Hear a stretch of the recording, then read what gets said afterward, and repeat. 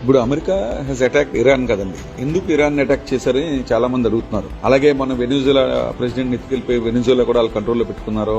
America ఎందుకు ఇలా చేస్తుంది? 2 రోజుల క్రితం ఒమాన్ దేశంలో జరిగిన చర్చల్లో ఇరాన్ అన్నిటికీ ఒప్పుకుంటున్నట్టు అంగీకరించారు. అయినప్పటికీ కూడా వెళ్లి వాళ్ళని అటాక్ చేసి వాళ్ళందరినీ చంపేయడంలో అమెరికా ఉద్దేశం ఏంటని మీ అందరూ కూడా ఆశ్చర్యపోతూ ఉండొచ్చు. దానికి మెయిన్ కారణం చెప్తానండి. ప్రపంచంలో ఆయిల్ ప్రొడ్యూసింగ్ కంట్రీస్ ఎవరు number 1 country in the world is Venezuela అండి. వాళ్ళకి మిలియన్ బ్యారల్స్ అంటారండి. డేటా అంటే మిలియన్ బ్యారల్స్, అంటే మిలియన్ అంటే 10 లక్షల బ్యారల్స్ అండి. ఇలాంటి 3,04,000 బ్యారల్స్ ఉన్నాయండి. అలాగే సౌదీ అరేబియాకి 2,67,000 బ్యారల్స్ ఉన్నాయండి. నెంబర్ 3 లో ఇరాన్ ఉందండి, 2,09,000 బ్యారల్స్. దాని తర్వాత ఇరాక్ ఉందండి, 2,01,000 బ్యారల్స్. తర్వాత కెనడా ఉందండి, 1,70,000 బ్యారల్స్. తర్వాత యుఏఈ, యునైటెడ్ అరబ్ ఎమిరేట్స్, వాళ్ళకి 1,13,000 బ్యారల్స్ ఉన్నాయి. తర్వాత కువైట్ 102,000 బ్యారల్స్ ఉన్నాయి. తర్వాత రష్యా 80,000 బ్యారల్స్ ఉన్నాయి. తర్వాత యునైటెడ్ స్టేట్స్ ఉందండి, 74,000 బ్యారల్స్. ఈ రిజర్వ్స్ కి ఎన్ని సంవత్సరాలు అవ్వచ్చు? ఈ రిజర్వ్స్ అంటే వెనిజులాకి అయితే ఇంకా 885 సంవత్సరాలకు ప్రొడక్షన్ రిజర్వ్ ఉందండి. సౌదీ అరేబియాకి అయితే 81 సంవత్సరాలే ఉంది. ఇరాన్ కి 134 సంవత్సరాలు, అలాగే ఇరాక్ కూడా 127 సంవత్సరాలు ఉందండి. కెనడాకి 97 సంవత్సరాలు ఉంది. యుఏకి 90 సంవత్సరాలు ఉంది. అలాగే రష్యాకి మటుకు 22 సంవత్సరాలు ఉంది. యునైటెడ్ స్టేట్స్ కి 15 సంవత్సరాలే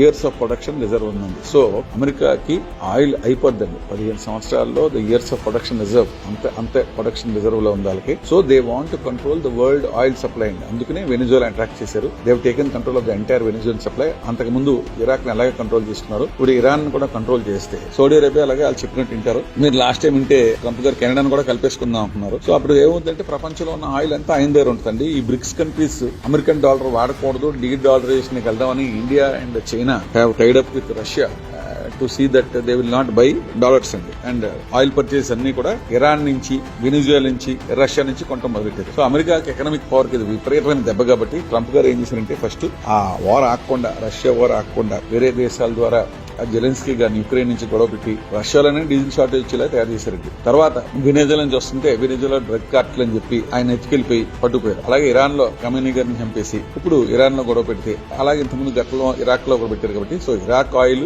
ఇరాన్ ఆయిల్, వెనిజులా ఆయిల్ ఇవన్నీ ఆయన చేతిలో పెట్టుకుంటే ఎన్నో సంవత్సరాలు ఆయిల్ ప్రొడక్షన్ అమెరికన్ కంపెనీల ద్వారా జరుగుతుంది. ఈ డీడాలరైజేషన్ జరగకుండా ఇప్పుడు చైనా గానీ, ఇండియా గానీ ఇప్పుడు 2 దేశాలు కూడా మొన్నటి వరకు కూడా రష్యా నుంచి కొంటున్నారు, తర్వాత ఏమో ఇరాన్ నుంచి కొంటున్నారు, వెనిజులా నుంచి కొంటున్నారండి. మొత్తం 3 సప్లైలు బంద్ చేసేస్తే ది బిగ్గెస్ట్ ఇంపాక్ట్ చైనా మీద, భారతదేశం మీద ఉంటుంది. We're force to buy American oil. వాళ్ళు చెప్పిన రేట్ కి, చెప్పిన ధరకే, ఎంత చెప్తే అంతకి ఆయిల్ కొనుక్కుని మనం చేయాలండి. This is the step going forward. So American war on Iran is all about oil, controlling the global economy and bricks countries తో ఒక గుణపాఠం చెప్తాం.